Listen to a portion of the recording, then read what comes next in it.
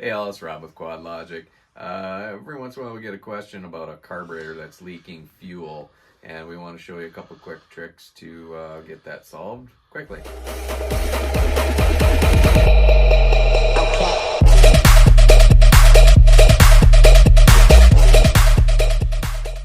Okay, so here we got a Polaris carburetor set up to our machine. That's got a little bit of a leaking issue. You can see the fuel coming out, especially if you give it a little tip. It's just leaking a little too much. So we're going to show you how to adjust the float, and that should help a lot of these leaking issues that you're going to see from your carburetors. Okay, so we got the carburetor off, and we're just going to take the float bowl off real quick. And underneath the float bowl, you'll find the float and how we're going to adjust it.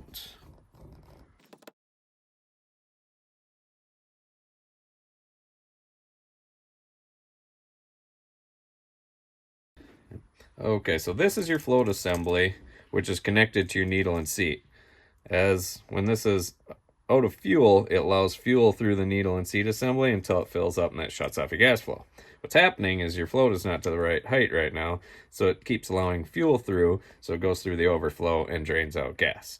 So we're going to adjust your float next. There's a parting line in your float, right there. You see the parting line? You want that horizontal to the ground. Now this one you can see is angled just a little bit too far down. So we have to adjust the tab on the float so that this is level with the ground. So it should be right about there. Not level with this surface, level with the table that it's on.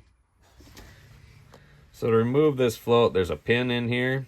Some you have to get a little punch and punch it out. This one fell right out. And then you can remove the float assembly. Now careful, the needle is attached to that. The needle's going to come off of here. Remove your needle.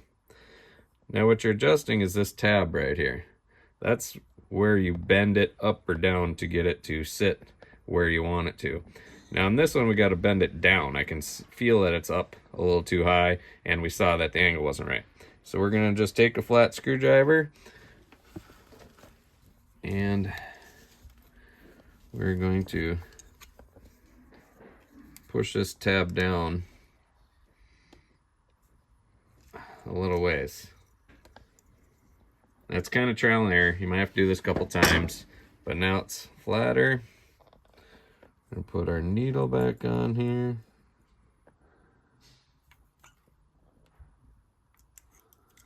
In the seat. Reinstall the pin.